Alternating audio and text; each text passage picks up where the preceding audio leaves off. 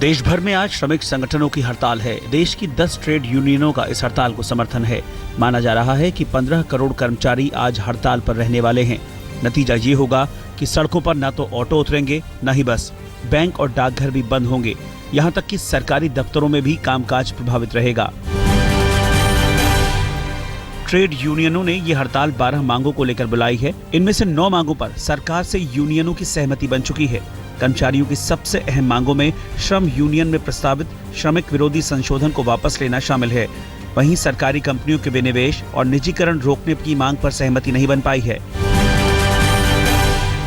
दिल्ली में आज से आरएसएस और बीजेपी की समन्वय समिति की बैठक शुरू होगी, जो 3 दिन तक चलेगी। बैठक में आरएसएस प्रमुख मोहन भागवत और प्रधानमंत्री नरेंद्र मोदी के अलावा केंद्र के कई बड़े मंत्री, बीजेपी के तमाम बड़े नेता और आरएसएस के तमाम बड़े पदाधिकारी शामिल होंगे। समन्वय बैठक में आरएसएस से जुड़े हुए सभी 15 संगठनों के प्रतिनिधि भी शामिल होंगे। आरएसएस और बीजेपी की समन्वय बैठक में उन सभी मुद्दों पर चर्चा होने की उम्मीद है जो हाल फिलहाल सुर्खियों में रहे हैं। 1 रैंक 1 पेंशन, गुजरात में पटेल आरक्षण, जाति और धर्म आधारित जनगणना के आंकड़े और भूमि बिल के अलावा तमाम मुद्दों पर संघ मोदी सरकार के कामकाज पर अपनी राय बीजेपी को बताएगा और बीजेपी केंद्र सरकार का एजेंडा संघ को बताएगी। केंद्र सरकार के तमाम कर्मचारियों को आज मोदी सरकार बड़ा तोहफा दे सकती है। मोदी कैबिनेट की आज होने वाली अहम बैठक में केंद्रीय कर्मचारियों का 6% डीए बढ़ाने का फैसला लिया जा सकता है।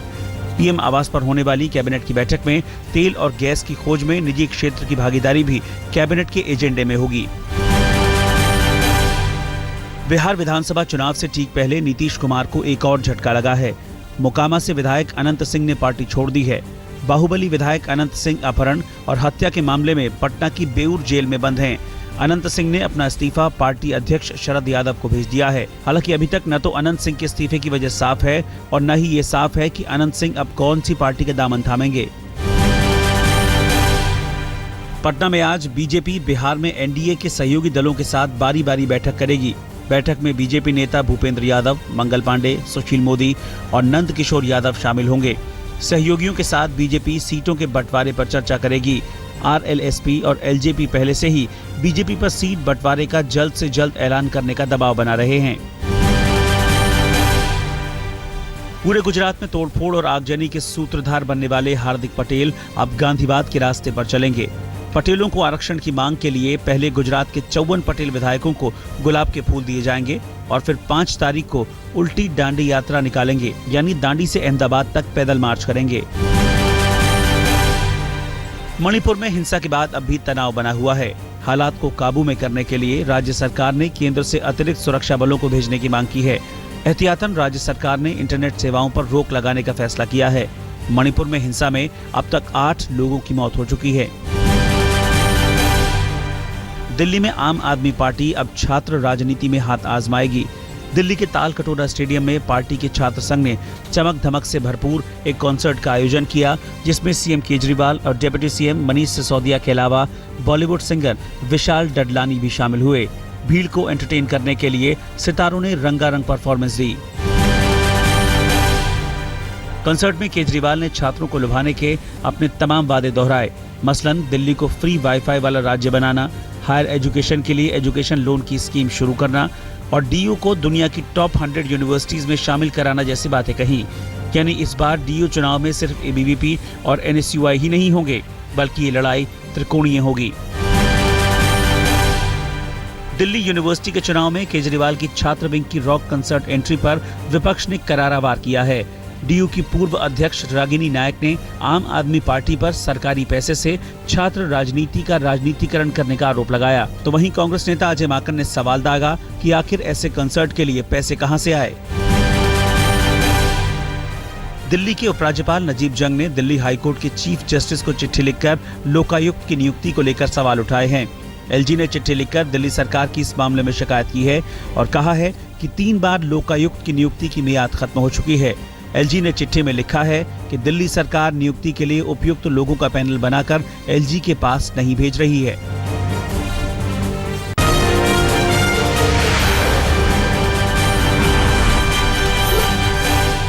बिहार में नकल की हैरान करने वाली तस्वीरें इस बार आरा से आई हैं। आरा में वीर कुंवर सिंह यूनिवर्सिटी में चल रही बीए पार्ट 1 की परीक्षा में छात्र खुलेआम नकल कर रहे हैं। कुछ के पास पर्चियां हैं तो कुछ पूरी की पूरी किताब खोलकर शान से आंसर बुक में छपाई करने में लगे हैं।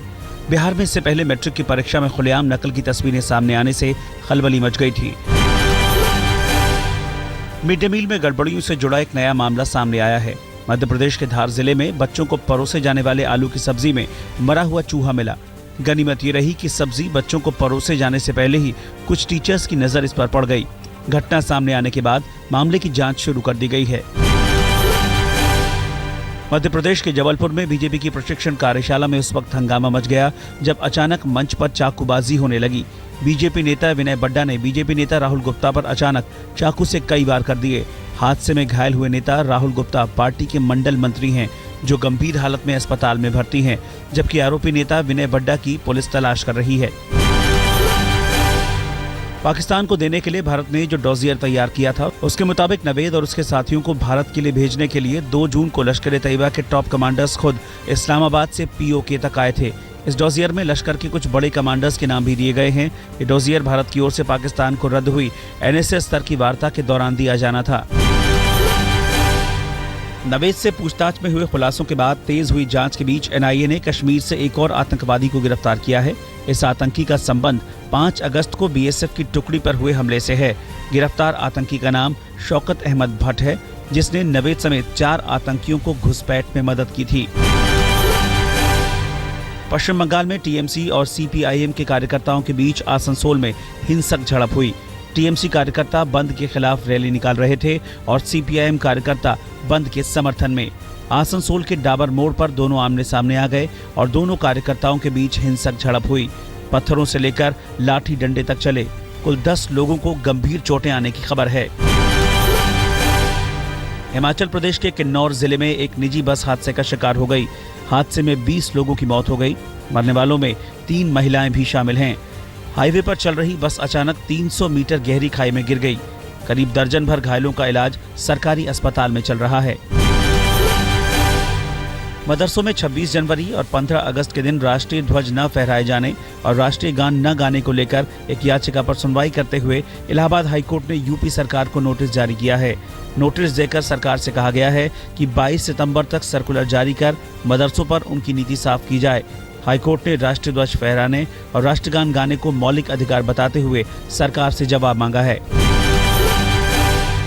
यूपी के मैनपुरी में एक पैसेंजर ट्रेन अचानक हादसे का शिकार हो गई। ट्रेन फर्रुखाबाद से शिकोहाबाद की तरफ जा रही थी जब रेलवे क्रॉसिंग पर एक गाड़ी से अचानक ट्रेन की टक्कर हो गई। हादसे में 4 लोगों की मौत हो गई, जबकि घायलों को इलाज के लिए आगरा के मेडिकल कॉलेज में भर्ती कराया गया है। उत्तराखंड के अल्मोड़ा में उस वक्त हड़कंप मच गया जब शहर में एक अजगर का बच्चा दिखाई दिया। पहाड़ों की गोद में बसे शहर अल्मोड़ा में अजगर का दिखाई देना लोगों के लिए हैरानी की बात थी। वन विभाग की टीम ने अजगर के बच्चे को पकड़कर काबू में किया। वहीं इलाके में इस प्रजाति के दूसरे सांपों की तलाश भी शुरू कर दी गई है। नासिक में लगे कुंभ मेले और त्र्यंबकेश्वर में कुछ जगहों को नो सेल्फी जोन बनाया गया है। इन जगहों पर आने वाले श्रद्धालुओं को अब नो सेल्फी जोन के बोर्ड और बैनर्स दिखाई दे जाएंगे। वहीं कुछ लोग सेल्फी लेने से रोकने के लिए भी तैनात किए जाएंगे। ये कदम खतरनाक जगहों पर सेल्फी लेने की कोशिश में होने वाले हादसों को देखते हुए उठाया गया है। श्रीनगर में सरकारी स्कूल के एक टीचर का वीडियो देखने के बाद शायद आप सरकारी स्कूल के टीचर्स के बारे में अपनी राय बदलने को मजबूर हो जाएंगे। शोपियां के सरकारी स्कूल के इस टीचर का ये वीडियो इंटरनेट पर वायरल हो गया है। वीडियो में 8 से 10 साल के छात्र कश्मीरी भाषा में बोले गए वाक्यों का अंग्रेजी भाषा में एकदम ठीक अनुवाद कर रहे हैं और सवालों का एकदम सही जवाब दे रहे हैं।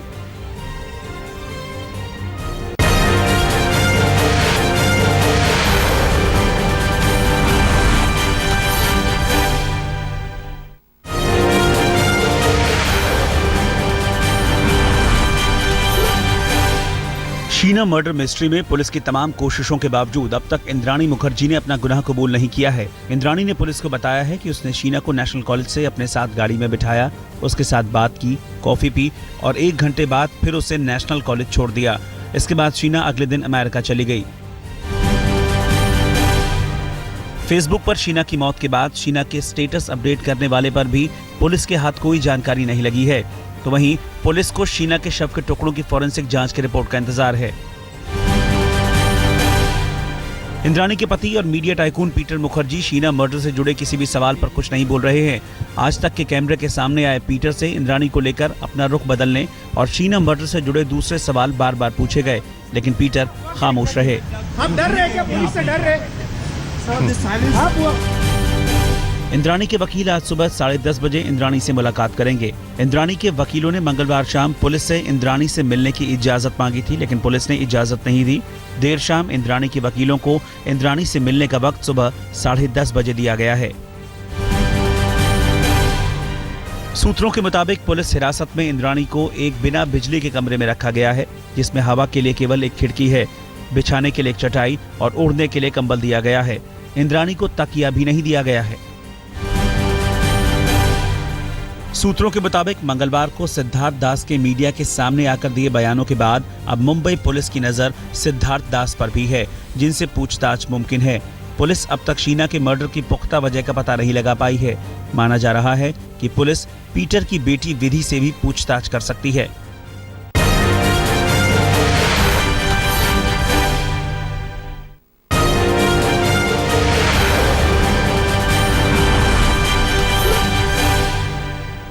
कोलंबो टेस्ट में टीम इंडिया ने श्रीलंका को 117 रनों से हराकर सीरीज पर 2-1 से कब्जा कर लिया।